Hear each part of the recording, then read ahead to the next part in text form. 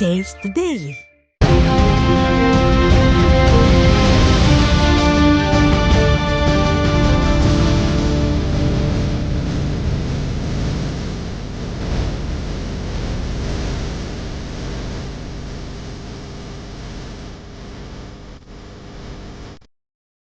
விழுப்புரம் மாவட்டம் மேல்மலையனூர் வட்டத்திற்குட்பட்ட எயில் சுற்றுவட்டார பகுதியில் மழைநீரில் மூழ்கி நெற்பயிர்கள் சேதமடைந்துள்ளதால் விவசாயிகள் வேதனையடைந்தனர்.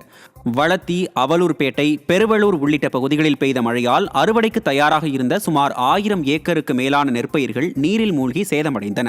விவசாயிகள் நலனில் அக்கறையற்ற ஸ்டாலின் அரசு இதுவரை சேதமடைந்துள்ள பயிர்களை நேரில் வந்து பார்வையிடவில்லை என்று விவசாயிகள் குற்றம் சாட்டுகின்றனர். அமைச்சர் அது மாதிரி அந்த பகுதிக்கு யாரும் வந்து பார்க்கலைங்க. இது வரைக்கும் வரல. விவசாயிகளுக்கு போனால் எந்த அதிகாரிகளும் வந்து பார்க்கறதில்ல, அரசியல்வாதிகளும் வந்து பார்க்கறதில்ல. இதே மற்ற விஷயம்னா வந்து பார்ப்பாங்க. விவசாயிகளுக்கு ஒரு போனால் யாரும் வந்து பார்க்கறதில்லைங்க. ஓகே. நீலகிரி மாவட்டம் உதகையில் மழை காரணமாக வீட்டின் சுவர் இடிந்து விழுந்ததில் முதியவர் உயிரிழந்த சம்பவம் அப்பகுதியில் சோகத்தை ஏற்படுத்தியுள்ளது. உதகையில் கடந்த சில நாட்களாக பெய்த மழையால் நொண்டிமேடு பகுதியில் உள்ள வீட்டின் சுவர் இடிந்து விழுந்தது. இந்த விபத்தில் ஆறுமுகம் என்பவர் உயிரிழந்த நிலையில் அவரது உடல் பிரேத பரிசோதனைக்காக அரசு மருத்துவமனைக்கு அனுப்பி வைக்கப்பட்டது. நாகை மாவட்டம் வேதாரண்யத்தில் உப்பு உற்பத்தியாளர்களுக்கு மழைக்கால நிவாரணம் வழங்கவில்லை என உப்பு உற்பத்தியாளர்கள் குற்றம் சாட்டியுள்ளனர்.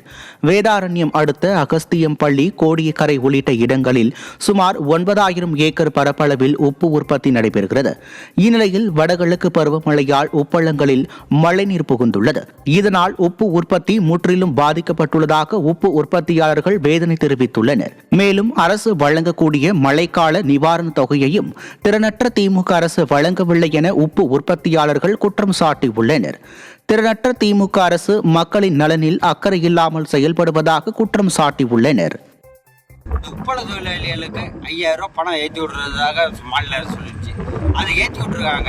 80% ஏற்றலை, 20% தான் ஏற்றிருக்காங்க. இல்லை, எங்கள் குடும்பத்தில் நாங்கள் வந்து ஒரு 3 பேர் உப்பு உற்பத்தி பண்ணிக்கிட்டு இருக்காங்க. நாங்கள் சொந்தம் மாறிக்கிட்டு இருக்கோங்க. எங்களுக்கு வந்து 5 காசு கூட ஏறல. இதுவரையும் நாங்கள் மனு கொடுத்து பார்த்துட்டோங்க, எதுவுமே ஏறல.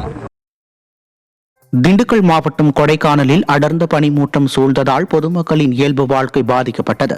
கொடைக்கானலில் கடந்த சில நாட்களாக சாரல் மழையுடன் பனிமூட்டம் நிலவி வருவதால் சுற்றுலா பயணிகள் அவதியடைந்தனர்.